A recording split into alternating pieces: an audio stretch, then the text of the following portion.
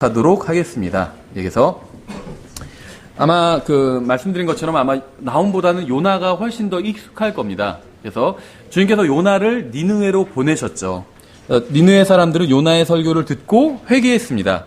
하나님께서는 니느웨를 멸망시키려고 작정하셨지만 또 아무도 멸망하지 않고 회개하기를 원하셨고 또 은혜와 긍휼이 충만하시고 또 오래 참으시기 때문에 요나를 보내셔서 자신의 말씀을 선포하게 하셨습니다. 그런데 니느웨 사람들은 요나의 설교를 듣고 회개했기 때문에 주님께서는 그 회개한 사람들을 용서해 주셨죠. 그런데 그 후 150년이 지나자 니느웨의 영적 상태는 이제 요나가 말씀을 선포하기 전의 상태로 다시 돌아갔습니다. 그래서 이제 하나님께서는 니느웨를 이제 심판하려고 하시는 것이죠. 그래서 말씀드린 것처럼 민족에 대한 심판은 정해져 있어요. 민족의 운명은 결정되어 있습니다. 교회의 운명은 정해져 있잖아요. 교회가 이 세상에서는 아무리 큰 박해를 받는다 할지라도 교회는 사라지지 않을 겁니다.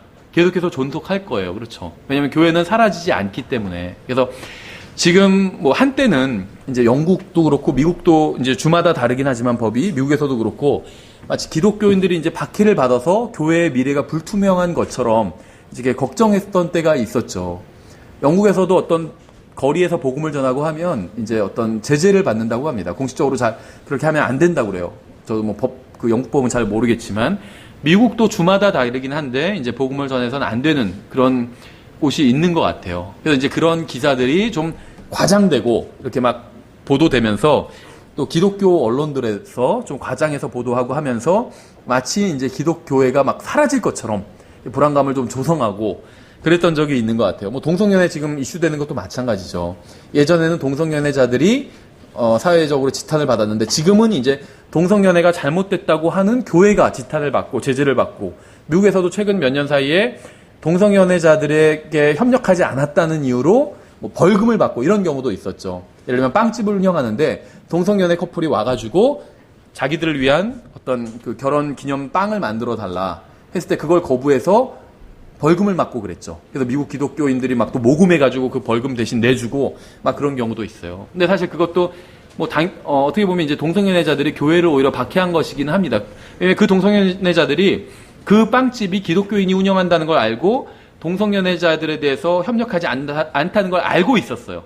그러니까 동성연애자들에게 협력해주는 많은 빵집이 있었는데 일부러 그 빵집으로 간 거예요. 그래서 그거를 이슈화 삼으려고 그리고 골탕을 먹이려고. 근데 어쨌든 간에 이제 그런 일들을 보면서 이게 기독교가 이제 좀 있으면 사라지게 되지 않는 거냐 이렇게 걱정하는 사람들도 있었습니다. 그런데 걱정할 게 없어요. 소련 같은 경우에는 한 7, 80년 이상 기독교가 공식적으로 금지돼 있었습니다. 그렇죠. 동성연애자들에 대한 이런 관계 이런 게 아니라 아예 예수님을 믿는 것 자체가 금지돼 있었어요. 그렇다고 해서 소련의 교회가 다 사라졌느냐? 절대 그렇지 않죠. 북한은 어떤가요? 북한도 거의 지금 한 분단이 70년 가까이 됐잖아요. 70년 동안 기독교는 공식적으로 금지됐습니다. 지금 봉수교회나 이런 어떤 보여주기 위한 교회들이 있지만 진실하게 예수님을 믿는 건 아니잖아요. 저도 인터뷰하는 걸 봤는데 봉수교회 여자 전도사가 인터뷰를 하는데 이제 미국 영어권 기자였던 것 같아요. 질문을 해요. 하나님이 누구라고 믿냐? 그러니까 당연히 하나님은 김일성 수령님이 하나님이다. 이런 식으로 천연덕스럽게 대답을 하더라고요. 그러니까 이제 그 인터뷰를 통해서 아마 사람들이 다 실체를 알게 됐겠죠. 아, 저기 교회에 있는 거는 진짜 교회가 아니구나. 북한에선 진실하게 예수님을 믿으면 이거는 인민재판의 대상이고 아니면 정치범 수용소에 가든지 아니면 총살을 당하게 되죠. 근데 그렇다고 해서 북한의 교회가 사라진 건 아니죠. 지하교회가 많이 있어요. 지금 북한이. 오히려 우리나라 대한민국에 있는 교회보다 훨씬 더 진실하게 예수님을 믿는 사람들이 많다는 거죠. 최소한 거기에는 소위 말하는 나이롱 신자는 없으니까. 그냥 안 믿으면서도 그냥 나오는 사람은 없다는 거죠. 다 목숨 걸고 나오는 사람들이니까. 그래서 어떤 시대가 어렵다고 그래서 예수님을 믿는 사람들이 교회가 사라지거나 이런 것은 아니라는 겁니다. 민족으로서의 교회의 운명, 교회 전체가 하나의 민족이라고 성경 말씀하고 있죠. 이 민족으로서의 교회의 운명은 정해져 있어요. 예수님과 함께 승리할 겁니다. 아무리 이 세상에 박해를 받는다 할지라도. 하지만 개인의 운명은 어떨까요? 우리는 교회를 다 함께 이루고 있잖아요. 근데 하나의 또 우리가 교회라는 민족 안에 있지만 내가 하나의 또 개인이잖아요. 저의 운명은 어떨까요? 교회로서의 저의 운명. 저는 교회의 하나의 그리스도의 몸이라는 이 몸을 형성하고 있는 하나의 지체잖아요. 저의 운명은 어떨까요? 물론 제가 지옥에 가게 되지는 않겠죠. 하지만 제가 예수님을 신실하게 믿고 섬기고 따르지 않는다면, 하나님의 말씀대로 살지 않는다면 그리스도의 십자가에서 책망을 받거나 아니면 상급받을 게 없겠죠. 그러니까 개인의 운명은 이렇게 또 다르다는 겁니다. 모든 그리스도인들이 다 그리스도의 심판석에서 상급을 받고 칭찬을 듣는 건 아니겠죠. 근데 교회 자체의 운명은 칭찬을 듣게 돼 있어요. 그리고 그리스도의 신부로서 예수님의 옆에 서게 되어 있습니다. 영광스러운 자리에서 옆에 서게 되어 있다는 거죠. 그래서 민족의 운명은 정해져 있어요. 하나님께서는 니느웨의 운명을 이미 정하셨습니다. 하지만 개인들이 회개하면 언제든지 그 심판을 연기하시고 그 개인들은 용서해 주시고 또 구원해 주신다는 겁니다. 그래서 하나님께서 니느웨에 대한 그 심판을 정하셨지만 요나의 시대에는 사람들이 회개하는 바람에 심판을 집행하지 않으셨습니다. 그러다가 세월이 지나서 회개한 사람들이 다 죽고 그 세대가 완전히 가고 이제 잊혀지고 나서는 이 나훔의 시대에는 하나님께서는 이제 니느웨에 대한 심판을 집행하시기 시작하시는 것이죠. 이 요나와 나훔에 기록된 이야기들은 단순한 어떤 고대의 역사가 아닙니다. 이 니느웨는 그러니까 요나와 나훔서의 이제 배경이 되는 이 니느웨라는 이 도시는 나중에 이제 바벨론 제국의 또 일부가 된 아시리아 제국에서 가장 오래된 도시 중에 하나입니다. 그래서 니느웨는 이 위치가 티그리스 강의 동쪽에 있대요. 근데 뭐 이렇게 얘기한다고 해서 우리가 그려지는 게 아니죠. 그냥 이제 그 사전 찾아보면 이런 식으로 나와 있습니다. 아까 말씀드린 것처럼 오늘날로 치면 이라크의 모술 지방이에요. 모술은 들어보신 적 있으시죠? 가끔 뉴스에서 나와요. 여기도 지금 한창 막 분쟁이랑 저도 뭐 중동 문제는 잘 모르지만 한창 시끄러운 곳 중에 한 곳이에요. 여기서 그 분쟁이 일어나는 곳이고, 그래서 이 니느웨가 오늘날로 치면 그냥 이라크의 모술, 이라크다 이렇게 보시면 됩니다. 니느웨는 고대의 이스라엘 백성의 하나님을 대적했던 지방이었고, 그러니까 이 지방 자체가 계속해서 하나님을 대적했던 곳이요. 마치 가나안처럼. 따라서 하나님께서는 이스라엘뿐 아니라 자신을 위해서도 니느웨를 벌하려고 하셨습니다. 그러니까 하나님께서 어떤 이제 이교도들을 벌하시는 이유가 단순히 이스라엘을 괴롭히기 때문만이 아니라 이제 자신의 정의를 실현하기 위해서도 위한 그런 이유도 있었다는 거죠. 이 니느웨 사람들은 그러니까 혈통적으로 보면 이스마엘 사람들이에요. 이스마엘. 그러니까 이걸 보면 이스라엘과 필연적으로 적대적인 관계에 있을 수밖에 없음을 알 수 있겠죠. 출생부터가 문제가 있잖아요. 그렇죠. 이스라엘 그 이삭으로 인해서 얼마나 그 나름대로는 이스마엘이 자기가 서름을 겪었다고 생각하겠어요. 예, 그래서 그 이스라엘과는 굉장히 적대적인 관계에 있을 수밖에 없어요. 뭐 우리가 최근 몇 세기 동안 지켜본 것처럼 지금 이 순간까지 자유로운 여자의 자손들, 이스라엘과 노예의 여자의 자손들 사이에는 엄청난 적대감이 있죠. 뭐 성경 아직 안 읽어보신 분들도 있으니까 잠깐 설명을 하면 이스라엘은 아브라함의 부인인 사라의 자손들이죠. 이스마엘, 그러니까 니느웨 지방, 이 이스마엘 사람들은 아브라함의 부인인 사라의 종인 하갈의 자손들입니다. 그러니까 적대감이 상당하겠죠. 절대 이스라엘을 좋게 볼 수가 없겠죠. 예, 성경의 예언과 지금 이 세상의 정치적인 상황이 비슷하다고 해서 지금이 마지막 때가 되는 것은 아닙니다. 누가 대통령이 된다고 해서 그것이 성경 예언의 어떤 성취라고 볼 수가 없어요. 뭐 우리나라 뭐 지금 미국 대선에 관심 있는 사람들도 많으니까 트럼프가 대통령이 된다고 해서 갑자기 세계가 멸망하거나 무슨 적그리스도가 오는 것은 아니라는 거죠. 그런 것과는 별로 상관이 없습니다. 그럼 뭐 힐러리가 되면 괜찮은가요? 그것도 마찬가지죠, 다. 신문 기사가 있어야지만 성경이 사실이라는 것을 입증하는 것이 아니라는 겁니다. 그렇죠. 그러니까 이 전천년주의, 세대주의 공부하는 사람들 중에서도 자꾸 성경과 신문 기사를 비교하려는 사람들이 있어요. 그렇게 할 필요가 없다는 겁니다. 그렇죠. 이 세상 신문과 뉴스와 방송이 무엇이라도 하든 상관없이 성경은 언제나 사실이고 성경은 스스로 입증하고 있습니다. 그래서 성경을 공부하는 방법은 성경을 성경으로 비교해서 공부해야지 자꾸 성경과 세상 예언들 막 맞춰서 비교하면 안 된다는 거예요. 2차 대전 당시에는요. 히틀러가 적그리스도라고 대부분의 그리스도인들이 그렇게 믿었어요. 적그리스도와 히틀러 막 비교하고 히틀러 이름에서 막 666 추출해내고 막 하면서 지금은 히틀러가 적그리스도다 이렇게 믿는 사람 아무도 없잖아요. 그런 식으로 성경을 푸는 게 아니라는 겁니다. 그렇죠? 미국에 있는 저는 잘 모르겠어요, 사실은. 그런데 미국에 있는 이 킹제임스 성경 믿는 그리스도인들은 대부분 이렇게 생각을 하더라고요. 미국은 지난 7년 동안 무슬림이 통치했다 이렇게 보더라고요. 예, 그래서 거의 무슬림인 게 확실한 건 같아요. 지금 미국 통치하고 계신 분이. 근데 그분의 저 개인적 인간적으로는 굉장히 매력적인데 이제 종교 성향은 굉장히 친무슬림적이었고 반기독교, 반유대적이었어요. 7년 동안 통치한 게. 그건 사실인 것 같아요. 나훔은 이라크를 향한 하나님의 뜻이 무엇인지를 보여줍니다. 이라크 지방, 그 지역. 왜 제가 이라크라고 말씀드렸냐면 느니웨가 과거에 그러니까 2700년 전엔 니느웨라고 불렸지만 지금은 그 땅이 이라크라고 불리고 있잖아요. 과거엔 여기가 조선이라고 불렸지만 지금은 대한민국이라고 불리는 거나 마찬가지죠. 그래서 그 지역, 그 땅에 사는 사람들을 향한 하나님의 뜻이 무엇인지 보여준다는 거죠. 중동에 있는 이스라엘의 원수들을 향한 하나님의 뜻이 또 무엇인지도 보여줍니다. 좀 더 확장하면 이스라엘을 대적하는 모든 민족들에 대한 주님의 뜻이 무엇인지를 보여준다는 거예요. 나훔을 통해서. 오류는 항상 진리를 대적해 왔습니다. 이 세상은 항상 참되고 유일하신 하나님을 대적해 왔어요. 우리는 이 세상 속에 살면서도 하나님의 영광과 위엄과 계획을 볼 수 있어야 됩니다. 아무리 이 세상이 하나님을 대적한다 할지라도 정부가 아니면 시민 단체가 누가 교회를 대적한다 할지라도 우리가 이 세상의 운명을 성경을 통해서 알고 있잖아요. 두려워할 게 없다는 거예요. 이 세상의 운명, 이 세상 민족들의 운명, 유대인들의 운명, 교회의 운명이 무엇인지 우리는 알고 있잖아요.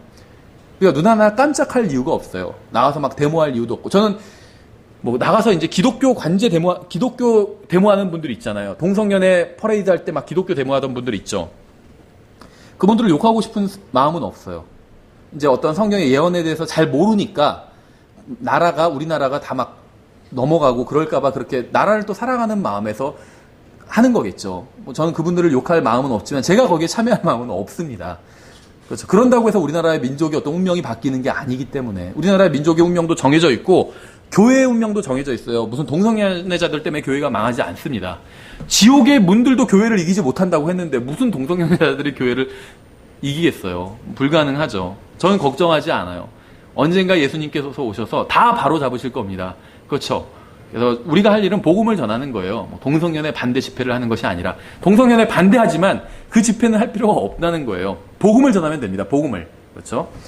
복음을 전하는 것이 가장 확실한 동성연애 반대고 무슬림 반대하는 거예요. 복음을 전하면요. 동성연애자가 거기서 나오게 돼 있어요. 복음을 전하면 무슬림이 그리스도인이 돼요. 그러니까는 무슬림 반대 데모 이런 거 참여할 필요가 없다는 거예요. 복음을 전하면 돼요. 그 시간에. 그러면 그게 성경적 기독교를 확산하는 가장 확실한 방법, 무슬림을 대적하는 가장 확실한 방법이 복음을 전하는 거예요. 그렇죠? 나훔서 1장 1절 보시면 니느웨에 대한 엄중한 부담 곧 엘고스 사람 나훔의 환상 계시에 관한 책이라. 하나님은 질투하는 분이시며 주께서는 원수 갚는 분이시니라. 주께서는 보복하며 경노하는 분이시니 주께서는 자신의 대적들에게 보복하시고 자신의 원수들을 위해 진노를 간직하시는도다. 여기서 하나님의 특정한 어떤 성품에 대해서 증언하고 있습니다. 하나님은 질투하는 분이시고 원수 갚는 분이시고 원수들에게 보복하고 경노하는 분이십니다. 전 제가 하나님의 원수가 아니라는 사실이 얼마나 감사한지 모르겠어요. 그렇죠. 저한테 보복하지 않으시니까 제가 잘못을 해도 보복하지 않으신다는 거예요. 하나님께서. 그거 얼마나 감사해요. 그렇다고 잘못하고 죄를 막 지어도 된다 이런 얘기는 아니죠. 잘못하고 죄를 지으면 하나님과 교제가 안 돼요. 이 세상을 살면서 가장 중요한 게 무엇일까요? 돈도 중요하지만 돈이 아니라 하나님과의 교제예요. 이게 없으면 아무리 돈이 많아도 사람은 허무하고 허탈할 뿐이에요. 하나님과 교제가 이루어져야 하는데 제가 죄를 지으면 하나님과 교제가 이루어지지 않는다는 거예요. 제가 구원받은 이후에 죄를 지으면 하나님과의 교제가 끊긴다는 겁니다. 하지만 하나님께서 저를 원수처럼 대하지는 않으신다는 거예요. 보복하시지는 않는다는 겁니다. 왜냐하면 하나님께서 저에게 하셔야 될 보복은 예수 그리스도께서 저를 대신해서 다 받아주셨기 때문에 그렇죠. 그래서 저를 향한 하나님의 진노, 제가 죄를 지으면 하나님께서 저를 진노하시겠죠. 왜냐하면 하나님은 의로운 심판자이기 때문에 재판관이기 때문에 죄를 지으면 거기에 진노하실 수밖에 없어요. 근데 저를 향한 하나님의 진노는 예수님께서 이미 다 받으셨어요. 그렇죠. 그래서 저는 하나님의 진노를 받을 필요가 없다는 거죠. 한번 참고를 삼아서 한번 더 읽어보겠습니다. 3절. 주께서는 분노하기를 더디하시고 권능이 크시며 사악한 자를 결코 사면하지 아니하시리로다. 주께서는 회오리 바람과 폭풍 속에 자신의 길을 두시며 구름들은 그분의 발에 티끌이로다. 그분께서 바다를 꾸짖어 마르게 하시고 모든 강을 말리시니 바산과 갈멜이 쇠하며 레바논의 꽃이 시드는도다. 그분으로 말미암아 산들이 흔들리고 작은 산들이 녹으며 그분 앞에서 땅이 불타나니 참으로 세상과 그 안에 거하는 모든 것이 그러하도다. 재림 문맥이라고 말씀드렸죠. 누가 능히 그분의 경로 앞에 서리오. 누가 능히 그분의 맹렬한 분노 가운데 거하리오. 그분의 경로가 불같이 쏟아졌고 그분으로 말미암아 바위들이 무너져 내렸도다. 재림의 문맥입니다. 계시록에 비슷한 표현들이 나오죠. 하나님께서는 사악한 자를 결코 사면하지 않으실 겁니다. 주님께서는 잘못되었다고 하신 것을 시대가 변하고 세월이 흘렀다고 해서 바르다고 하지 않으실 거예요. 상황이 바뀌었다고 해서 가증한 것을 받아들일 만한 것이라고 생각을 바꾸지 않으실 겁니다. 기준을 바꾸지 않으실 거예요. 주님은 항상 동일하신 분입니다. 예전에 악했다고 하신 것은 지금도 악하다고 하신다는 거죠. 우리는 하나님께서 지금도 산들을 흔들어 버릴 수 있는 권능을 가지고 계시다는 사실을 알고 있어요. 하나님의 권능이 산들을 흔들어 버리는 권능이 어떤 건지 아세요? 비유가 될 수 있을지 모르겠지만 마치 개가 장난감을 물고 막 흔들듯이 개가 뭐 장난감 인형을 물고 막 머리를 흔들잖아요. 그게 걔한테 너무 쉬운 일이죠. 그렇게 하는 게 어려운 일이 아니에요. 그것처럼 하나님께서 산들을 흔들어 버리는 것은 아주 주님께 쉬운 일이라는 겁니다. 주님께서는 자신의 말씀의 능력으로 바다를 말려버리실 수도 있어요. 그분의 말씀에 한마디면 모든 것이 녹아내려버리게 됩니다.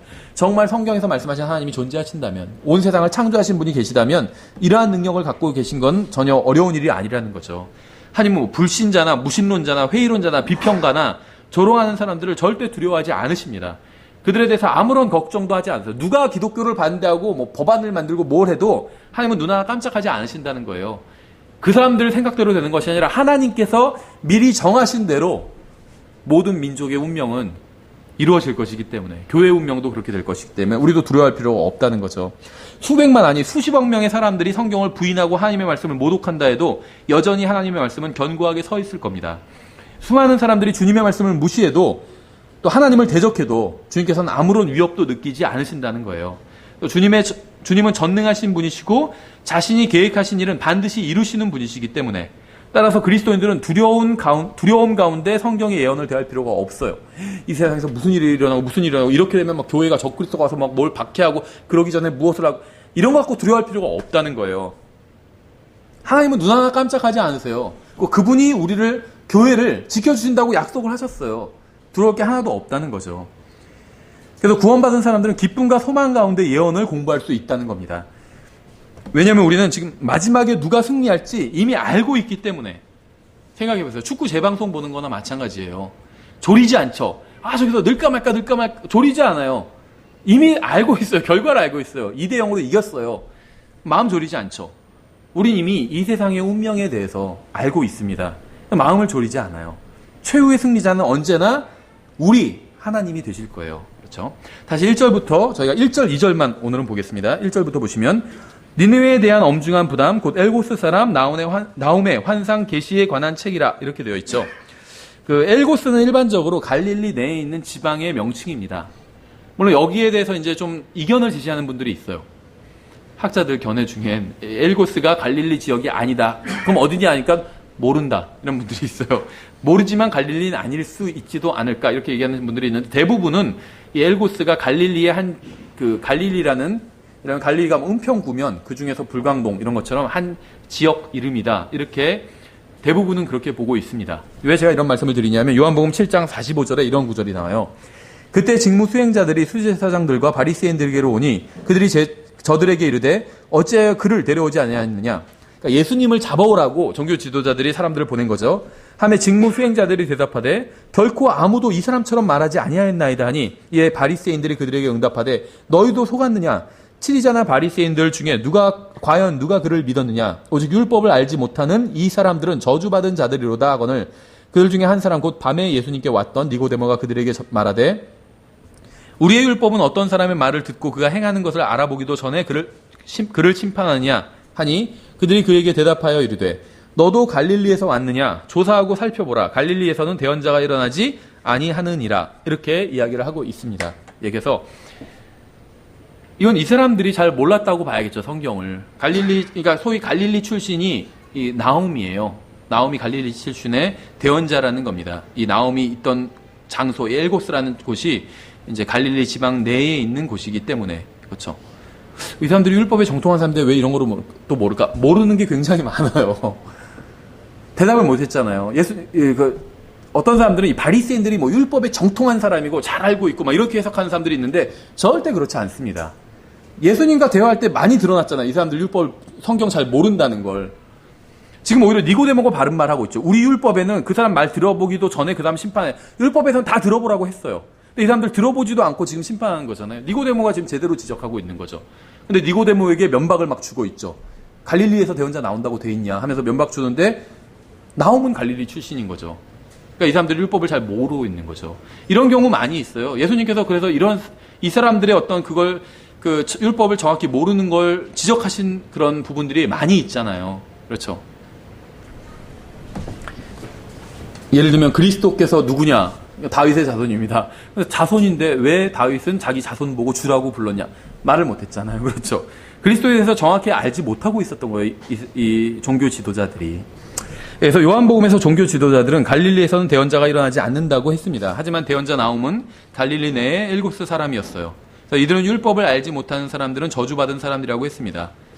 하지만 이 종교 지도자들의 저주는 아무런 의미가 없죠. 지금도 종교 지도자들이 저주하는 경우가 있죠. 뭐 교황이 막 저주하는 경우도 있고, 무슨 뭐 무슬림 지도자가 저주하는 경우도 있고, 심지어 교회 목사가 저주하는 경우도 있어요. 아, 우리 교회를 나가면 막 구원을 잃어버릴 겁니다. 이런 저주도 하고, 심지어 킹제임스 성경 믿는다는 사람들 중에서도 그런 사람들이 있더라고요. 자기네 교회 나가면 다 구원 잃어버린대요. 저주하는 거죠, 그게. 그런 저주는 아무런 의미가 없어요. 지금 여기서 바리새인들이 저주했다고 해서 그게 무슨 의미가 있겠어요. 그렇죠. 2절에 보시면 하나님은 질투하시는 분입니다. 질투하시는 분. 신명기 32장에도 나와요.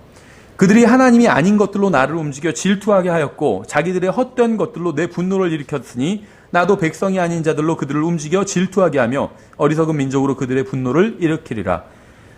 이건 하나님에 대한 묘사죠. 하나님의 어떤 성품의 특성을 말씀하고 있는 거예요. 신명기 32장 21절이. 근데 오늘 우리가 읽은 나홈 1장 2절도 하나님의 어떤 성품의 특징에 대해서 말씀하고 있습니다. 근데 성경에 의하면 하나님은 질투하는 하나님이에요.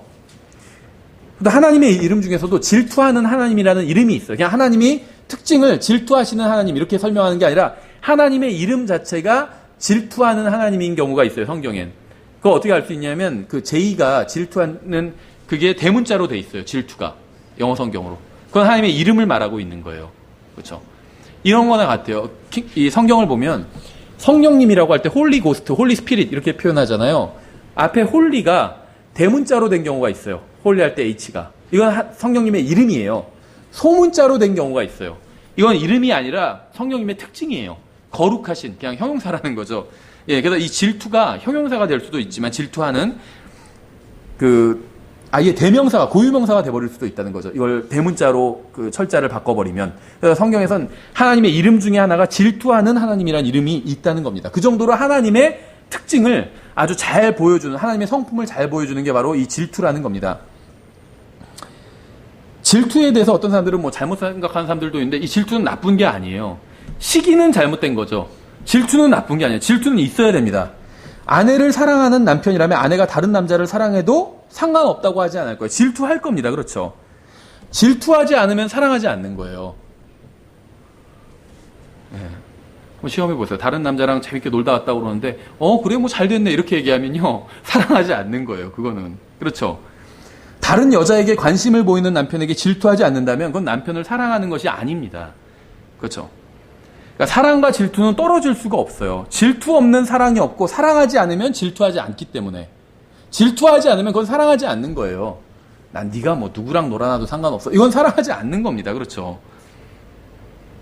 사랑을 해야 질투를 한다는 거죠.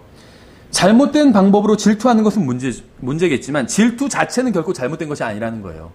질투를 잘못된 방법으로 하면 그건 잘못된 거죠. 근데 질투 자체는, 질투라는 개념 자체는 잘못된 것이 아니라는 겁니다.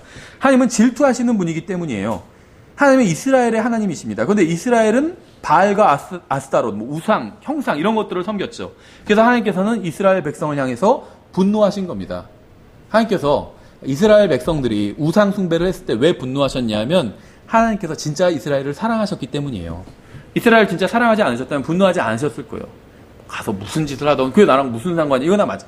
그렇지 않나요? 내가 사랑하지 않는 사람이 어떤 여자 잘 모르는, 사랑하지도 않고 잘 모르는 사람이에요. 그 여자가 누구랑 놀아나건 누구랑 같이 좋은 시간을 보내건 그게 저랑 무슨 상관이에요.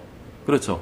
전혀 질투하지 않아요. 왜냐하면 사랑하지 않기 때문에. 그래서 질투라는 것은 굉장히 좋은 것이고 정말 가정을 지켜주고 사랑을 지켜주는 하나의 강력한 수단 중에 하나라는 겁니다. 또 하나님의 성품 중에 하나고, 그들이 하나님이 아닌 것들로 나를 움직여 질투하게 하였고, 이렇게 말씀하고 있죠. 이스라엘뿐 아니라 거듭난 그리스도인들도 하나님이 아닌 것으로 하나님을 질투하게 할 때가 있어요. 그때 하나님께서 화가 나신다는 거예요. 그렇죠? 생각해 보세요. 부모가, 예를 들면 부모가 자식을 사랑해요. 그래서 자식을 위해서 정말 좋은 걸 주고 싶은데 어떤 사람이 자식을 예를 들면 막 이상한 말로 꼬드겨서 꿰어냈다면 부모가 화가 나죠. 정말 잘못된 것을 어떤 말 몇 마디에 속아서 넘어간다면 자녀가 화가 나겠죠. 하나님도 마찬가지라는 겁니다. 정말 중요하지 않은 것에 나의 사랑하는 자녀들의 어떤 인생을 다 쏟게 된다면, 시간과 인생을 다 쓰게 된다면 화가 나게 되겠죠. 그래서 하나님께서 화가 나신 거예요. 진짜가 아닌 걸 따라가고 있는 거예요, 이스라엘 백성들이. 그래서 화가 나신 거예요. 그렇죠. 질투가 나신 것이고. 근데 이스라엘뿐만 아니라 뭐 우리도 마찬가지죠. 우리도 쓸데없는 거 따라가고 진짜 아닌 거에 시간을 막 쓰고 그럴 때가 있잖아요. 그럴 때 하나님께서 화가 나시는 거예요. 왜 저런 거에 저러고 있지? 그럼 화가 나는 거예요. 그렇죠. 애기가 배고프다고 하면서 그럼 영양가 있는 걸 먹어야 되는데 영양가 없는 것만 잔뜩 먹고 있어요. 막 사탕만 먹고 있고. 그럼 화가 나잖아요. 그렇죠. 왜 그것만 먹고 있지 하고 화가 나죠. 우리도 헛된 것을 섬기며 하나님을 분노하게 할 때가 있습니다. 구원받아도 마찬가지예요. 구원받아도 우상 숭배하는 사람, 탐심이 우상이라고 했잖아요. 우상 숭배하는 사람들 굉장히 많아요. 구원받아도. 어느 교회나, 우리 교회도 마찬가지예요. 저도 마찬가지고. 그렇죠. 그럴 때 하나님께서 분노하시는 거예요. 아무것도 아니고 없어져 버릴 거, 100년도 채 가지 못할 거, 그걸 위해서 막 인생의 전부를 들여서 막 헥헥거리고 있으면 하나님께서 답답하신 거예요. 왜 저러고 있을까? 정말 영원한 생명을 줬는데 영원을 바라보지 못하고 그냥 순간순간만을 바라보면서 순간의 이득에 막 바르르 떨고 그러면서 살고 있으면 하나님께서 화가 나시는 거죠. 분노하시는 겁니다. 우리를 위해서 분노하시는 거예요. 그냥 뭐 아무렇게나 살아라 이렇게 보지 않으신다는 거죠. 우리를 사랑하시기 때문에 분노하시는 거예요. 우리가 귀중한 인생을 쓸데없는 것에 낭비하고 있으니까 분노가 되는 거예요. 우리도 그럴 때가 있잖아요. 자녀가 쓸데없는 걸 예를 들면 시간을 낭비하고 있으면 화가 날 수가 있잖아요. 왜 귀중한 인생을 그렇게 쓰고 있나 하고. 우리가 말로는 하나님을 사랑한다고 하면서도 헛된 것들의 마음을 쏟고 있다면 주님과 제대로 된 교제를 나눌 수 없겠죠. 나도 백성이 아닌 자들로 그들을 움직여 질투하게 하며 어리석은 민족으로 그들의 분노를 일으키리라 이렇게 말씀하고 있죠. 이건 정말 두려운 말씀이 아닐 수 없습니다. 만약 하나님의 백성들이 하나님이 아닌 헛된 것들의 마음을 쏟으면 하나님께서는 백성이 아닌 하나님의 백성이 아닌 자들을 움직여서 분노하게 하실 거라고 성경 말씀하고 있죠. 이게 바로 온 세상에 무슬림이 넘쳐나고 있는 이유예요. 성경적 기독교가 얼마나 소중한 것인지 깨닫게 하기 위해서 주님께서는 무슬림들이 각 지역마다 확장되는 것을 허락하셨다는 겁니다. 주님께서는 헛된 것을 쫓던 사람들이 하나님을 찾게 하기 위해서 그렇게 하신 거예요. 성경적 기독교 싫어하던 사람들이 있잖아요. 무슬림이 충만해지면 어떻게 되는 줄 아세요? 그리워져요. 차라리 교회가 훨씬 낫구나. 이게 뭐 무슬림에 비하니까는 교회는 아무것도 교회가 아무리 심하다고, 교회에서도 뭐 세상에 무리를 키고 잘못하는 것들 많이 있잖아요, 교회도. 근데 그렇다고 해서 무슨 폭탄을 들고 스쳐 들어가서 자폭을 하지는 않잖아요. 이건 무슬림과 교회는 교회가 아무리 배교하고 잘못 가도 이게 또 차원이 다르거든요. 그렇죠. 보통 무슬림과 교회 그런 종교가 없는 사람들의 입장에서 보면 이건 뭐 그게 그거 아니야 이렇게 얘기하는 사람들도 있지만 진짜 무슬림한테 당해보면 그게 아니라는 걸 깨닫게 된다는 거죠. 그리워하게 된다는 거죠, 교회를. 하나님께서는 그런 의도로 이제 무슬림이 확장되는 것을 허락하신다는 겁니다. 그렇죠.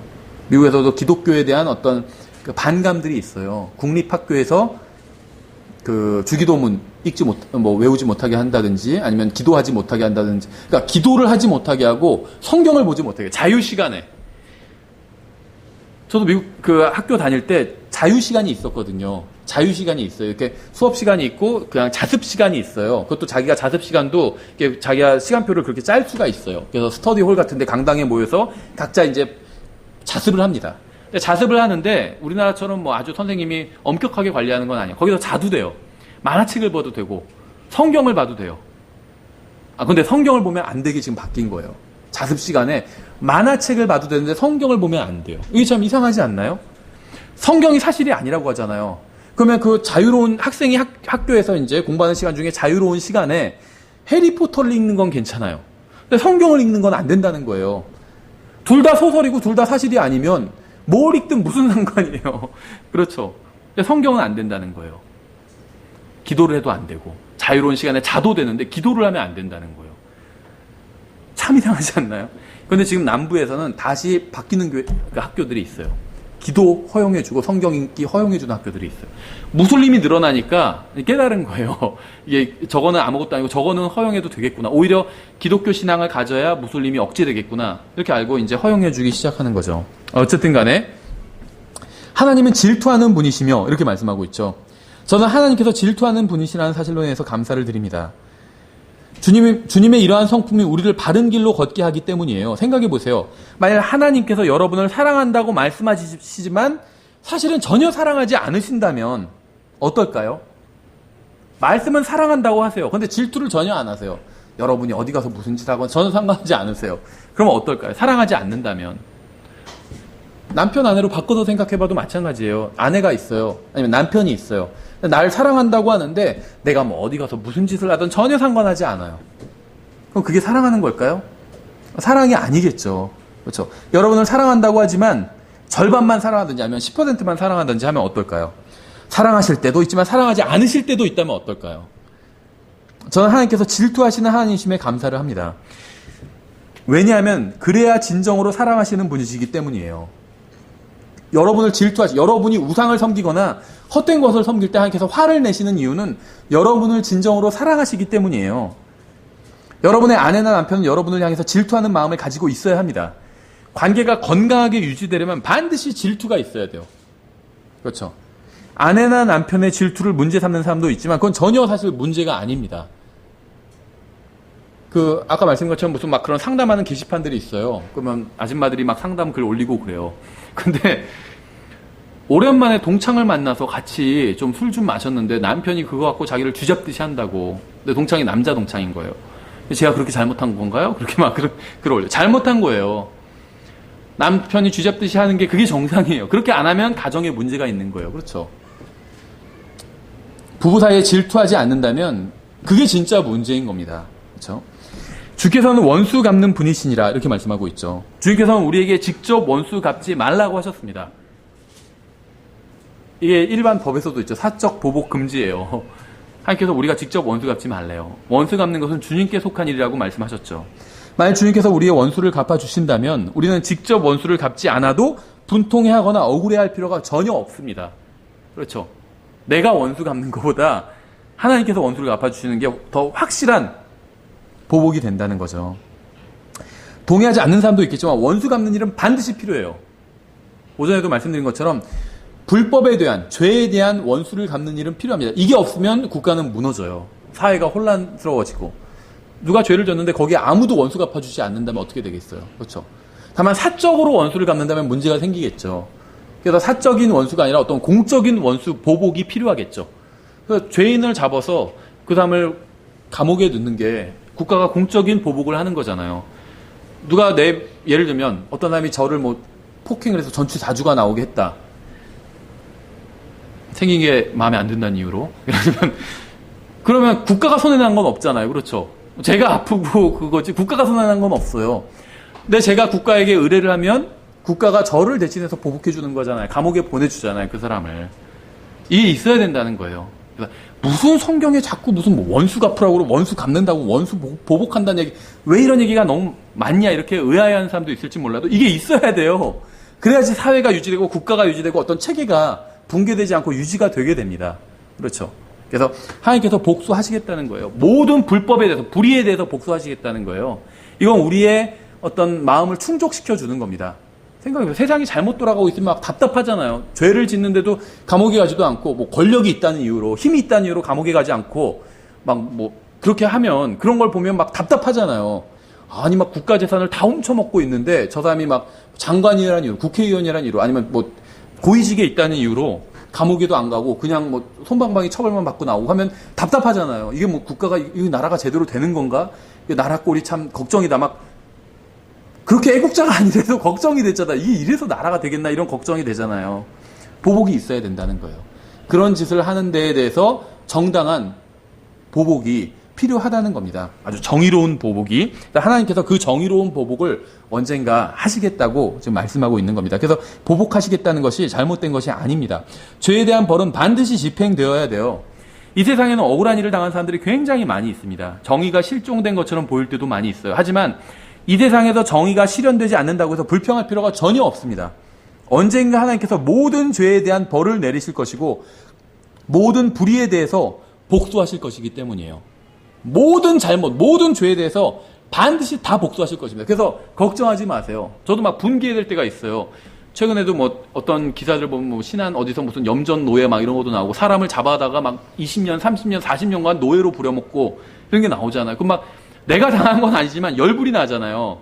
이 사람들 왜 가만히 둘까? 정부에서 막 화가 나고 화를 낼 필요가 없다는 거예요. 하나님께서 복수해 주실 거예요. 다 하나님께서.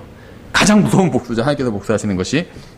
그러니까 언젠가 하나님께서 모든 죄에 대해서 모든 불법, 가려진 모든 범죄에 대해서 다 찾아내서 복수를 하실 겁니다. 그렇죠? 지난 6,000년간 이 세상에는 온갖 종류의 불법이 행해졌습니다. 그중에 죄를 지은 사람이 정당한 벌을 받지 못한 경우도 부지기수로 많아요. 그렇다면 온 세상을 창조하신 하나님께서 언젠가 그 모든 죄에 대한 벌을 내리시는 것이 이게 정말 합당한 일이 아닐까요? 죄에 대한 벌을 내려야 정의로운 재판관이 아닐까요? 우리는 혈과 육에 대항해서 싸우지는 않습니다. 하지만 중동, 중국, 뭐 북한 이런 데서 이런 지역에서 그리스도인들이 박해받고 죽임당한 것에 대한 그리스도인들을 죽인 무죄한 사람들, 정말 하나님을 믿는다는 이유 하나만으로 죽인 거거든요. 이런 지역에선. 이런 죄에 대한 벌이 언젠가는 내려져야 된다고 생각하고 그렇게 믿고 있어요. 만약 하나님께서 복수하지 않으신다면 억울한 일을 당한 사람에 대한 위로는 어디에도 없겠죠. 하지만 주님께서 언젠가 모든 불의에 대해서 반드시 복수하실 것입니다. 그래서 너무 답답해하지 말라는 거예요. 뉴스 보면서도. 다시 신명기 32장으로 돌아가서 40절에 내가 하늘을 향해 내 손을 들고 말하기를 나는 영원히 사노라 하노니 내가 나의 번쩍이는 칼을 갈며 내 손에 심판을 쥐고 내 원수들에게 보복하며 나를 미워하는 자들에게 보응하리라. 내가 내 화살들로 하여금 피에 취하게 하고 내 칼로 하여금 고기를 삼키게 하리니. 이게 무슨 말일까요? 화살들이 피에 취한대요. 사람 몸을 통과한다는 거죠. 피에는. 칼이 고기를 삼킨대요. 사람 몸이 고기잖아요. 칼이 내려친다는 거예요. 곧 그 원수에게 복수하기 시작한 때부터 죽임당한 자들과 포로된 자들의 피에 취하게 하시리로다. 오 너희 민족들아 그분의 백성과 함께 기뻐하라. 그분께서 자신의 종들의 피를 복수하사 자신의 대적들에게 원수를 갚으시고 자신의 땅과 백성에게 긍휼을 베푸시리로다. 이 근대사만 봐도 소련 스탈린에 의해서 사망한 사람이 소위 이제 무고하게 죽은 사람들이 4,500만 명 이상이 되죠. 또 600만 명 이상의 유대인들이 히틀러 나치에 의해서 무고하게 죽임을 당했죠. 그러니까는 그 1억 6천만 명 이상의 사람들이 중국 공산당에 의해서 죽임을 당했습니다. 또 지금도 중동과 아프리카에서도 수많은 사람들이 살해당하고 있어요. 그렇죠. 셀 수도 없을 정도의 많은 사람들이 살해를 당하고 있죠. 중동, 아프리카 이런 데서. 중동, 아프리카 이런 데서 지금 어린 소녀들을 납치해서 성노예로 팔아버리고 있어요. 10살, 8살 이런 애들 납치해가지고. 하나님께서는 이 모든 범죄에 대해서 심판하실 날이 있을 거라는 겁니다. 그때 살아남은 민족들이 얼마나 기뻐하겠어요. 그렇죠. 그러니까 여기서 막 하나님께서 피로 복수하시는데 민족들이 기뻐한다고 하잖아요. 그게 다른 말이 아니에요. 생각해보세요. 무고한 사람들 그렇게 잡아 죽이고 정말 어린 여자아이들을 잡아다가 성노예로 팔아버리고 지금도 그런 짓을 하는 사람들이 있어요. 그런 자들을 심판하실 때 얼마나 통쾌하겠어요. 살아남은 사람들이. 그렇죠. 그 얘기를 하고 있는 거예요. 아마 어떤 사람들은 이런 식의 성경 강해를 반기지 않을지도 모르겠습니다. 그런데 그들에게 복수하시는 대신 그들이 주님을 믿게 하는 게 낫지 않느냐고 하는 사람들도 있어요. 그렇죠. 꼭 이렇게 복수를 하셔야겠냐. 믿게 하면 안 되냐. 하지만 어떤 사람들은 끝내 자신들의 죄를 회개하지 않고 주님의 용서도 구하지 않고 주님을 믿지도 않을 겁니다. 그런 사람을 구원할 방법은 전혀 없어요. 하나님께서도 이런 죄를 지은 사람이라 할지라도 용서를 구하면 용서해 주시겠다고 했는데 용서를 구하지 않는다는 거예요. 그때 얼마나 더 우리도 그런 때가 있잖아요. 아주 파렴치한 죄를 지어놓고도 용서를 구하지 않는 사람도 있죠. 그럼 국민들이 막 그런 기사를 보면서 더 화를 내잖아요. 그렇죠. 저렇게 뻔뻔한 사람이 다 있냐고. 하나님께서 그렇게 용서를 구한 사람은 용서해 주시겠다고 하셨어요. 근데 용서를 끝까지 구하지 않는 거예요. 그런 사람들은 징벌하시겠다는 거예요. 그럼 뭐 너무 자연스러운 거죠. 오히려 이런 하나님이 없다면 그게 문제 아닌가요? 어떤 사람은 기독교에 이런 복수하고 이런 하나님이 있다는 게 문제다 이렇게 얘기하는데 전 반대라고 생각해요. 이런 하나님이 없으면 문제 아닌가요? 희망이 없지 않나요? 지금 세상 돌아가는 걸 보면 이게 정상이 아니잖아요. 방금 말씀드린 것처럼 엄청 누가 그 정말 어린 나이에 성노예로 팔려간 그 여자아이들을 위해서 누가 복수해 주겠어요? 아무도 자기 이익 상관 아니면 개입 안 해요. 미국이 뭐 세계 경찰이라고 해도 개입하지 않아요. 자국의 이익과 관련이 없으면. 누가 그럼 그 아이들의 억울한 건 누가 풀어주겠어요? 복수하시는 하나님이 계시지 않다면 오히려 세상이 더 희망이 없지 않나요? 네, 저는 복수하는 하나님이 계시기 때문에 세상이 희망이 있다고 생각해요. 언젠가 다 바로 잡으실 것이기 때문에. 주님께서 다시 오실 때까지 전쟁은 결코 끝나지 않을 겁니다. 전쟁이 끝날 수 있는 유일한 방법은 누군가 전 인류의 무기를 압도하는 더 크고 더 무서운 무기를 가지고 와서 제압하는 방법밖에 없어요. 싸우지 마, 딱 하는 그 방법밖에 없다는 거죠. 그렇죠. 뭐 이게 적당한 비유인지 모르겠지만 학교에서도 막 요즘 초등학생들도 애들 막 등치도 크고 중학생들 등치도 크잖아요. 여자 선생님이 컨트롤하기가 현실적으로 너무 힘들다고 하더라고요. 남자애들 둘이 싸울 때 싸우지 마 해서 말을 안 듣는다는 거예요. 자기들이 더 선생님보다 힘이 세니까. 예전에 저희 남자 선생님 있을 때는 뭐 택도 없는 얘기였거든요. 저희 때도 여자 선생님은 좀 막 무시하는 애들이 그런 게 있었는데 남자 선생님은 그랬다면 난리가 나죠. 발차기가 날라오고 진짜 막 몽둥이가 날라왔어요. 남자 선생님 말씀을 무시했다간. 그러니까 아이들을 제압하는 가장 확실한 방법은 더 큰 무력을 사용해서 제압하는 거죠. 데모 진압할 때도요. 정말 확실하게 진압할 때 어떻게 하냐면 5,000명이 모여서 데모를 하잖아요. 막 7,000명, 10,000명 전경을 투입해버리는 거예요. 진압이 돼요, 그러면. 진압하는 경찰이 훨씬 많잖아요. 진압이 돼요. 그렇죠. 더 강한 무력을 사용하는 거죠. 이 세상의 전쟁을 끝내는 방법이 그거예요. 더 강한 무력을 사용하면 전쟁이 끝나게 됩니다. 주님을 거부한 사람들은 핵폭탄보다 더 무서운 무기를 보게 될 거예요. 그건 바로 예수 그리스도의 입에서 나오는 양날 달린 검이에요. 이건 뭐 핵폭탄이 상대가 안 돼요. 주님께서 이것으로 모든 사람들을, 모든 국가, 모든 민족을 제압시킬 것입니다. 시편 149편에 성도들은 영광 중에 기뻐하며 자기의 침상에서 큰 소리로 노래할지어다. 자다가도 노래하라는 거죠. 그들의 입에는 하나님을 높이 찬양함이 있고 그들의 손에는 양날 달린 검이 있으리니 이것은 이교도들에게 원수 갚는 일을 집행하고 백성들에게 형벌을 주며 그들의 왕들은 사슬로 그들의 고귀한 자들은 퇴족세로 묶고 기록된 심판을 그들에게 집행하게 하려 함이로다. 이런 존귀가 그분의 모든 성도에게 있도다. 너희는 주를 찬양하라. 우리는 성도로서 주님과 함께 이 세상의 재림에서 무력으로 온 세상을 복종시키고 평화를 가져오는 존귀를 누리게 될 것입니다. 대환란이 시작되기 전에 우리는 구원받은 사람들은 모두 다 공중으로 들림받아 올라가게 될 거예요. 거기서 그리스도의 심판석도 열리고 어린 양의 혼인식도 열리게 되겠죠. 대환란이 끝날 쯤에 7년 후에 우리는 예수님과 함께 이 세상에 재림하게 될 겁니다. 그래서 예수님께서 온 세상을 제압하실 때 우리도 예수님 옆에서 함께 온 세상을 제압하는 일에 그 존귀에 동참하게 된다면 우리가 뭐 힘을 보탤 건 없죠. 예수님 말씀 한마디면 끝나게 돼요. 힘을 보탤 건 없지만 예수님께서 온 세상의 불의를 제압하시는 그 존귀, 영광스러운 일에 우리도 옆에서 같이 동참하게 된다는 거예요. 가족으로서. 그렇죠. 생각해보세요. 우리 가족이 금메달을 따면 얼마나 좋겠어요. 마찬가지예요. 예수님이 나의 가족, 형제로서 그 일을 하시는데 우리도 같이 동참하게 된다는 거죠. 성경에 의하면 사도행전 2장 이후로는 모두 마지막 때입니다.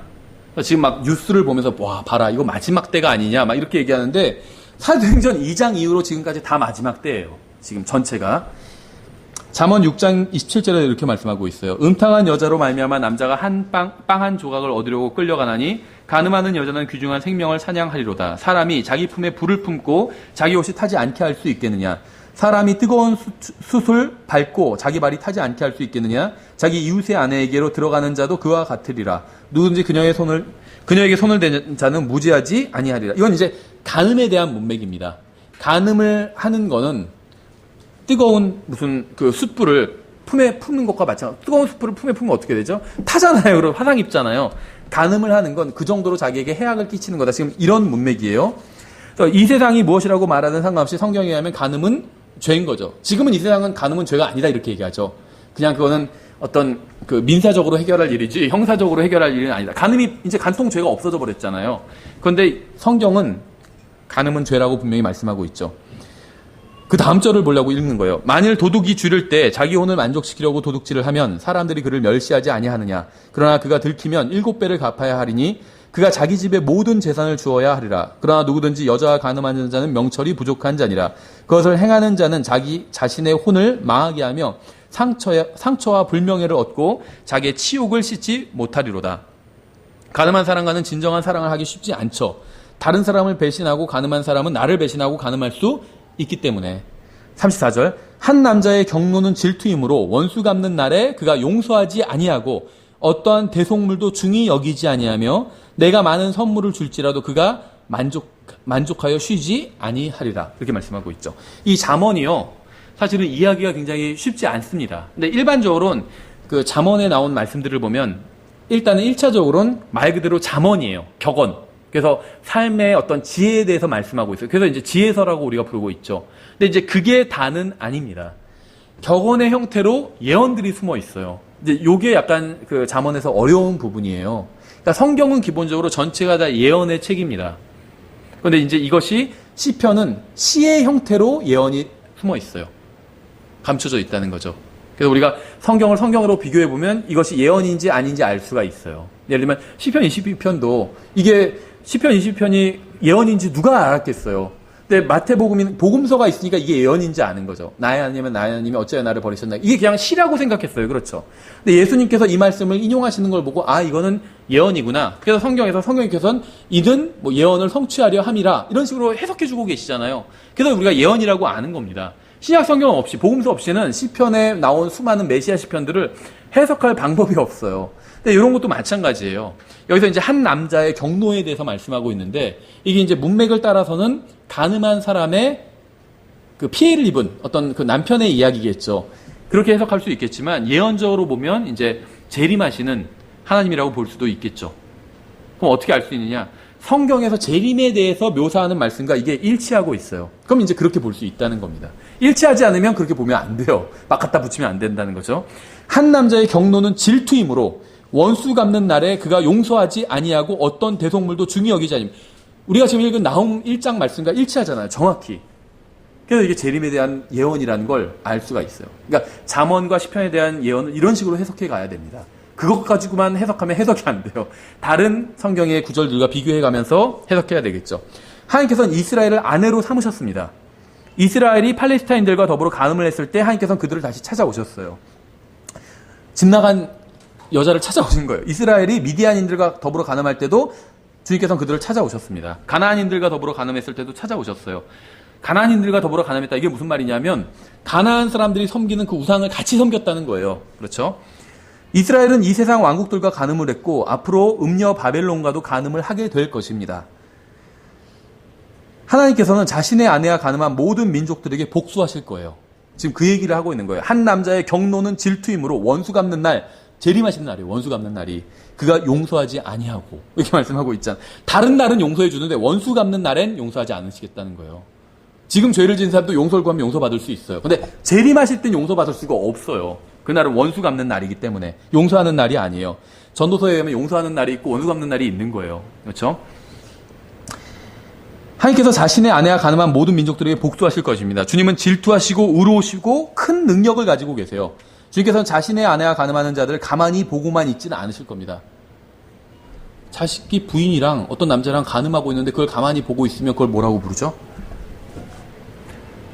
좀 점잖은 표현을 모르겠어요. 그냥 속된 말로 호구라고 부르잖아요. 그렇죠. 저 사람 바보 아니야 이렇게 부르겠죠. 눈앞에서 자기 부인이랑 딴 남자랑 막 놀아나고 있는데 가만히 있어요. 좋다고 히히거리고 있고. 그럼 바보라고 부르겠죠. 하나님은 그런 분이 아니라는 거예요. 화를 내신다는 거예요. 그렇죠. 로마서 12장 19절에서 이렇게 말씀하고 있어요. 극진히 사랑하는 자들아 너희 스스로 원수를 갚지 말고 도리어 진노하심에 맡기라. 기록된 바 원수 갚는 일은 내 것이니 내가 갚으리라. 주가 말하노라 하였느니라. 주님께서는 모든 불의에 대해서 복수하실 것입니다. 이스라엘이 당한 모든 일에 대해서 복수하실 거예요. 그리스도인이 당한 모든 일에 대해서도 복수하실 것입니다. 따라서 우리는 스스로 복수할 필요가 전혀 없어요. 하나님께서는 모든 것을 알고 계십니다. 우리는 폭탄을 가지고 이스라엘 사원에 쳐들어가서 그들을 폭파시킬 필요가 전혀 없다는 거예요. 하나님께서는 그들이 한 짓을 다 알고 계시고 언젠가 모두 갚아주실 겁니다. 주님께서 원수를 갚으실 때 그것을 말릴 수 있는 존재는 하늘이나 땅이나 땅 아래에 있는 아무도 없어요. 따라서 우리는 성경의 진리를 거부하고 공격하는 자들에게 복수하지 말고 그들에게 복음을 전해야 됩니다. 그렇죠? 데살로니가후서 1장 3절에서 이렇게 말씀하고 있죠. 형제들아, 우리가 너희로 인하여 항상 하나님께 감사를 드려야 하나니 그것이 마땅함은 너희의 믿음이 심히 많이 자라고 너희 모두가 각각 서로에게 베푸는 사랑이 넘치기 때문이니라. 이렇게 말씀하고 있어요. 믿음이 자라고 사랑이 넘치는 거 좋은 일이죠. 이게 이제 성도들이 나아가야 될 방향이에요. 4절에 그러므로 너희가 당하는 너희의 모든 핍박과 환난 속에서 드러난 너희의 인내와 믿음으로 인해 우리는 하나님과 하나님의 교회들에서 직접 너희를 자랑하노라. 이렇게 말씀하고 있어요. 이 세상에서는 하나님의 말씀을 제대로 믿으면 믿을수록 더 큰 핍박을 당하게 됩니다. 최소한 손해라도 당하게 돼요. 그렇죠. 하나님의 말씀대로 할수록 손해를 당하게 된다는 거죠. 그럼 우리는 어떻게 해야 될까요? 5절에 그것은 하나님의 의로운 심판의 명백한 증표인데 이것은 너희가 하나님의 왕국에 합당한 자로 여겨지게 하려 함이라. 그 왕국을 위하여 너희도 고난을 당하느니라. 너희를 괴롭게 하는 자들에게는 환난으로 갚으시고. 모든 것을 주관하시는 분은 하나님입니다. 핍박하는 자들에게 갚아주시는 분도 하나님이에요. 그럼 우리는 무엇을 해야 될까요? 7절에 괴로움을 당하는 너희에게는 우리와 함께 안식으로 갚으시는 것이 하나님께는 의로운 일인즉 주 예수님께서 자신의 강력한 천사들과 함께 하늘로부터 나타나사 하나님을 알지 못하는 자들과 우리 주 예수 그리스도의 복음에 순종하지 아니하는 자들에게 타오르는 불로 징벌하실 때에 그리하시리라. 그들은 주의 앞과 그분의 권능의 영광에서 떠나 영존하는 파멸로 형벌을 받으리로다. 바울은 복음을 전하고 병든 자를 고쳐주었지만 감옥에 갇혔습니다. 선을 베풀었어요. 바울이 잘못한 게 하나도 없어요. 훔치고 그런 일이 없습니다. 그런데도 불구하고 감옥에 갇혔죠. 선을 행했지만 사람들은 그에게 악으로 갚았습니다. 인간적으로는 자신에게 악하게 대한 사람들에게 복수하고 싶었을 거예요. 엘리야처럼 불이 내려서 불살라버리게 하든지 엘리야가 한 것처럼. 하지만 주님께서는 그가 복수하는 것을 허락하지 않으시고 안식하게 하셨어요. 억울한 일을 당하면 그리스도 안에서 안식하라는 거예요. 복수하지 말고. 다 맡기고 쉬라는 거예요. 내가 복수를, 예를 들면 내가 억울한 일을 당했으면 내가 그걸 갚아줘야 되잖아요. 그 짐을 내가 지고 있는데 그 짐을, 복수의 짐도 십자가 앞에 내려놓으라는 거예요. 안식하라는 거예요. 하나님께서 대신해 주실 테니까. 여러분 싫어하는 사람이 있죠. 여러분에게 악하게 대한 사람이 있죠. 그 사람이 행한 일을 가지고 십자가 앞으로 나아가세요. 구원받을 때만 십자가 앞으로 나가는 게 아니에요. 나의 모든 문제를 거기서 해결해야 돼요. 거기에 내려놓으세요. 그럼 이제 주님께서 해결해 주실 거예요. 주님께서 복수해 주실 거예요. 그렇죠. 하나님께서는 바울이 복수하는 것을 허락하지 않으시고 안식하게 하셨습니다. 언젠가 바울의 원수들에게 복수하실 때까지 주님께서는 그를 안식하게 하신 거예요. 그래서 바울은 주님 안에서 안식하면서 복음을 전하고 진리를 선포하고 성도들을 가르치는 일을 했어요. 그래서 우리도 주님 안에서 안식하는 법을 배워야 돼요. 모든 문제, 짐, 원수 갚는 것 이건 다 주님께 맡겨드리고 안식을 해야 돼요. 마치 변호사한테 사건 딱 맡기면 얼마나 안심이 되겠어요. 그렇죠? 어려운 사건을 만났는데 막 누가 나를 음해하고 막 공격하고 고소하고 그랬는데 정말 예를 들면 친척 중에 아주 유능한 변호사가 있어요. 그래서 그 다음에 오더니 걱정하지 말라고 내가 다 맡아주겠다고 하면 의로운 방법은 아니겠지만 판사가 내 친구라고 하면서 막 하면 안심이 되겠죠. 예, 그렇게 맡기는 거예요. 주님께 다 맡기는 거예요. 나의 모든 케이스 문제를 맡기는 겁니다. 그럼 안심이 되겠죠. 내가 더 이상 신경 쓰지 않아도 돼요. 그렇죠. 그리스도인들은 복수하지 않습니다. 왜냐하면 복수는 우리가 진리를 선포하는데 방해가 되기 때문이에요. 만약 우리가 우리에게 악한 일을 한 사람에게 복수한다면 우리가 전하는 진리를 누가 받아들이겠어요? 우리가 복수하는 것을 보면 사람들은 우리도 이 세상의 종교 중 하나라고 생각할 게 아니야. 그렇죠. 우리가 막 복수하면 우리를 악하게 대한 사람 똑같이 복수하고 하면 저 사람들도 똑같은 사람들이구나 이렇게 생각하지 누가 우리가 전하는 진리에 귀를 기울이겠어요. 그 누가 우리에게 악을 행할지라도 우리는 그저 우리에게 맡겨진 진리를 전하는 데 주력해야 합니다. 우리가 코란을 불태우면 사람들은 우리가 진리를 믿는 사람들이라고 생각하지 않고 이슬람과 똑같은 사람들이다 이렇게 생각을 하겠죠. 따라서 우리는 이 세상과 이 세상의 종교가 우리를 어떻게 대하든 상관하지 말고 주님께서 우리에게 맡기신 진리를 선포하는 일에 모든 힘을 집중해야 합니다. 복수하는 것은 모두 주님께 맡겨야 돼요. 하나님의 심판의 맷돌은 천천히 돌아가지만 확실하게 갈아낸다 이런 말이 있어요. 레스터 롤로프라는 목사님이 하신 말인데 하나님의 심판이 좀 더딘 것 같잖아요. 확실하게 이루어진다는 거예요. 우리는 100년도 살지 못하기 때문에 서두르고 싶어 하지만 주님께서는 영원히 사시기 때문에 서두르지 않으십니다. 그렇죠? 히브리서 10장 28절에서 이렇게 말씀해요. 28절부터 31절까지 보면 모세의 율법을 멸시한 자도 두세 증인으로 인해 긍휼을 얻지 못하고 죽었거늘 하물며 하나님의 아들을 발로 밟고 자기를 거룩히 구별한 언약의 피를 거룩하지 아니한 것으로 여기며 은혜의 영께 무례히 행한 자가 당연히 받을 것으로 생각되는 형벌은 얼마나 더 극심하겠느냐. 너희는 생각해보라. 원수 갚는 일은 내게 속하였으니 내가 갚아주리라. 주가 말하노라 하시고 또다시 주가 자신의 백성을 심판이라 하고 말씀하신 분을 우리가 아노니 살아계신 하나님의 손안에 떨어지는 것은 두려운 일이로다. 35절에 그러므로 너희의 확신을 버리지 말라. 그것이 큰 보상의 보응을 얻게 하느니라. 너희가 하나님의 뜻을 행한 뒤에 그 약속하신 것을 받기 위해 너희에게 인내가 필요하니라. 조금만 있으면 오실 분께서 오실 것이요 지체하지 아니하시리라. 30명의 로마 황제와 통치자들이 300년 동안 그리스도인들을 박해했는데 그중 누구도 평화롭게 죽은 사람은 없었습니다. 다 끔찍하게 죽었어요. 하지만 그게 끝이 또 아니었겠죠. 그들이 죽은 이후에 훨씬 더 끔찍한 게 그 사람들을 기다리고 있었겠죠. 다시 나홈서 1장으로 돌아가겠습니다. 하나님께서 복수하신다는 거예요. 초대교회를 박해했던 사람들을 하나님께서 복수하셨다는 겁니다. 그렇죠? 나홈서 1장으로 돌아가서 마치겠습니다. 1장 2절에 하나님은 질투하는 분이시며 주께서는 원수 갚는 분이시니라. 주께서는 보복하며 경노하는 분이시니 주께서는 자신의 대적들에게 보복하시고 자신의 원수들을 위해 진노를 간직하시는도다.